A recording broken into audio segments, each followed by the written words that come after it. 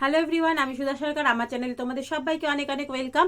আমার চ্যানেলে health related, sex related অনেক ইনফরমেটিভ ভিডিও আসে। তো অনেক ভিডিও দেখার জন্য আমার চ্যানেলটাকে সাবস্ক্রাইব করে দিও, আমার সাথে কানেক্টেড থাকো।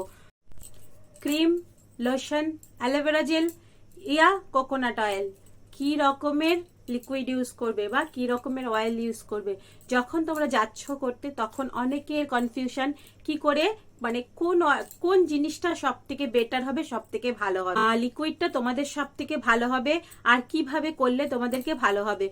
তো আজকের ভিডিওতে বলতে চলেছি তো চলো ভিডিওটা শুরু করা যাক।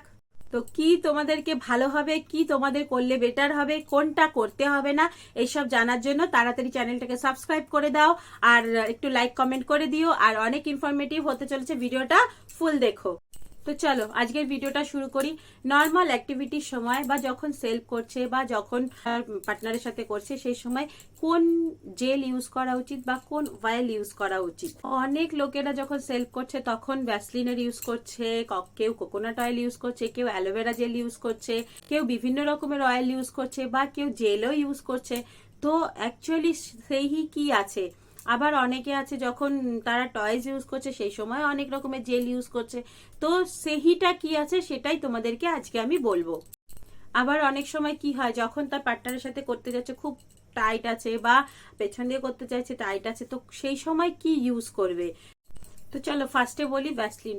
ভ্যাসলিন ইউজ করা যাবে কিনা, একদম না। কেন? ভ্যাসলিন হচ্ছে পেট্রোলিয়াম জেলি, ওটা কিন্তু অনেক ঠিক থাকে, ওটা ওই কাজের জন্য, পারফরমেন্সের জন্য একদম না।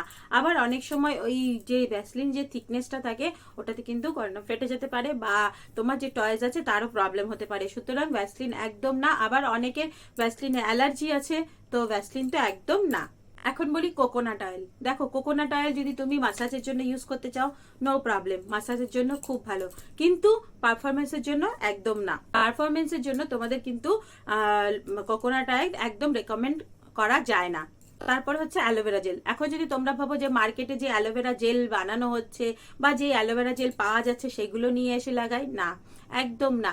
সেগুলো কিন্তু রেকমেন্ডেড থাকে না। কেন? এটা হচ্ছে ইন্টারনাল পার্টস, যেখানে তোমরা সবকিছু করতে পারো না, বা সেটা হচ্ছে সেন্সিটিভ এরিয়া, সেটাতে কিন্তু অ্যালার্জি হওয়ার সম্ভাবনা থাকে। সুতরাং অ্যালোভেরাও জেলও চলবে না।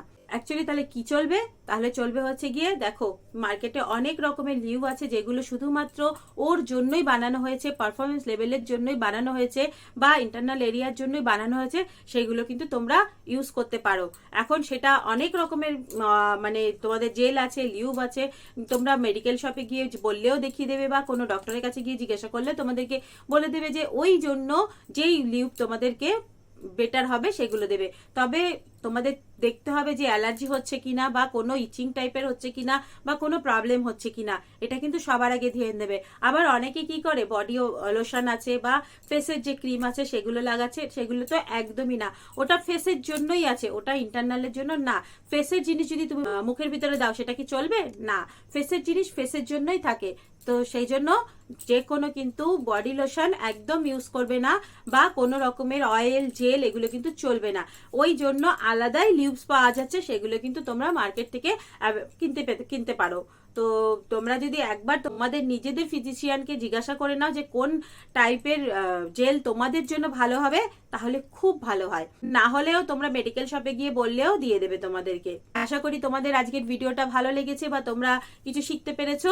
চলো টাটা, বাই বাই, ভালো থাকো, সুস্থ থাকো, অনেক অনেক হ্যাপি থাকো। আমি চাই তোমাদের হেলথ, তোমাদের লাইফ অনেক খুশির থাকুক, অনেক ভালো থাকুক। Tata, bye bye.